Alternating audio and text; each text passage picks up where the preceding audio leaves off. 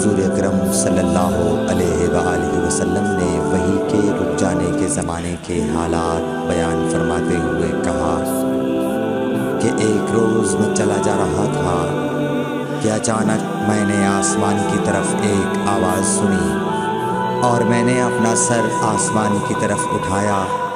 کیا دیکھتا ہوں کہ وہی فرشتہ جو میرے پاس غار حرا میں آیا تھا وہ آسمان و زمین کے بیچ میں ایک کرسی پر بیٹھا ہوا ہے۔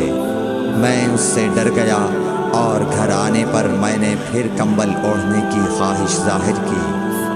اس وقت اللہ پاک کی طرف سے یہ آیات نازل ہوئیں، اے لحاف اوڑھ کر لیٹنے والے، اٹھ کھڑا ہو اور لوگوں کو عذاب الہی سے ڈرا اور اپنے رب کی بڑائی بیان کر اور اپنے کپڑوں کو پاک صاف رکھ اور گندگی سے دور رہ۔